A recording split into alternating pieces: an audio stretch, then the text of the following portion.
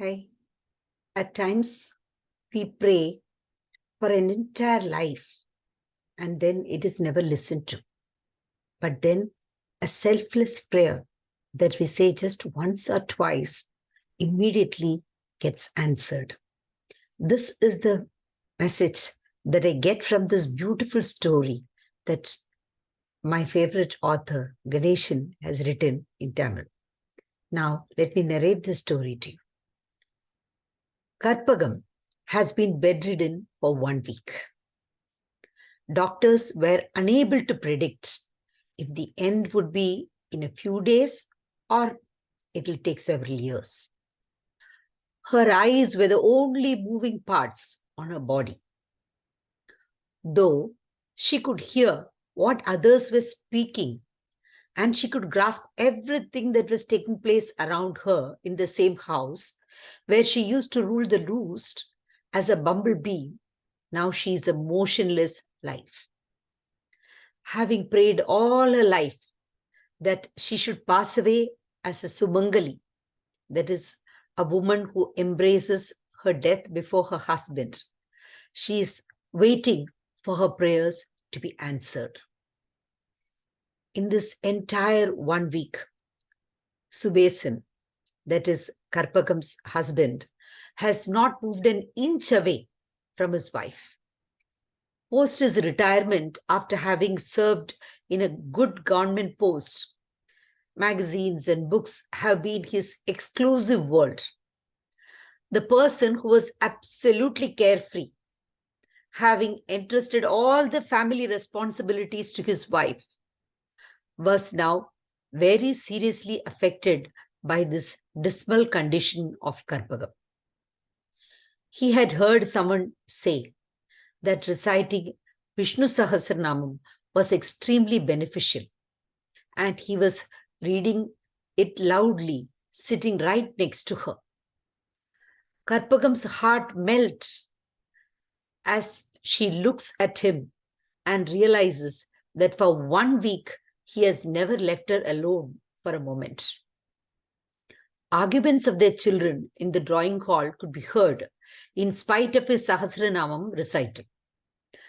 Karpagam shot a quizzical glance at her husband. They are fighting amongst themselves regarding the division of your jewelry, Karpagam.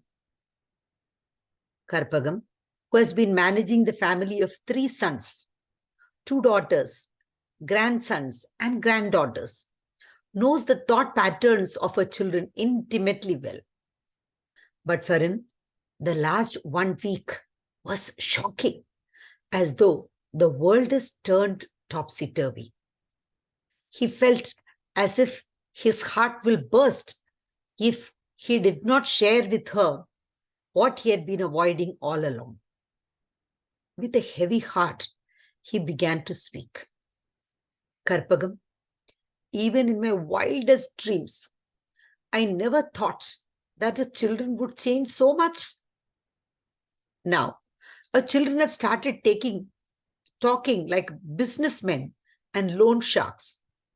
Oh God, I can't believe it.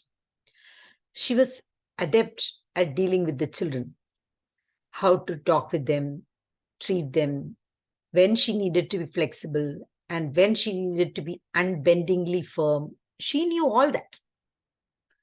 But for him, who had never interfered with anything, all this came as a huge shock. They are forcing me to sell this house, Karpagam. They all seem to be going through financial shortage. They are asking me to sell the house and divide the sales proceeds among them. They're suggesting that every month I stay with one person. They plan on admitting you to one hospital and saying that if anything untoward happens, the hospital will inform them. When I ask them how come they made such plans, they're advising me, be practical, Papa. When did being practical means becoming stone-hearted? Aren't they stone-hearted? Her heart was bleeding at the thought that right at the beginning of the situation itself, he was so heartbroken and wondered how he would manage in the days ahead. I think It is all my fault, Karpagam. For my long life, you did Sumangali Puja and many other pujas, praying for my long life. Because of that, I am so hale and hearty. But for your health and longevity, I never did any puja.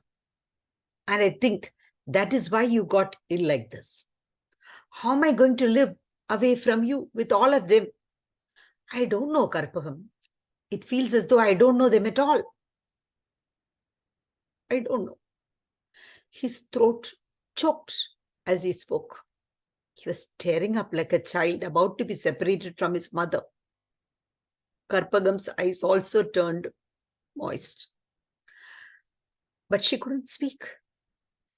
I did think that I should not tell you all this. But all my life, I have never ever kept anything from you, Karpagam. So I just spilled it all out. I am so sorry. After sitting there, holding her hands for a long time, when he went to his room to sleep, there was a weakness in his gait. Karpagam was watching him, and she could see that a huge war was raging in his heart. With a melting heart, she started praying fervently. In the condition she was in, what she could do?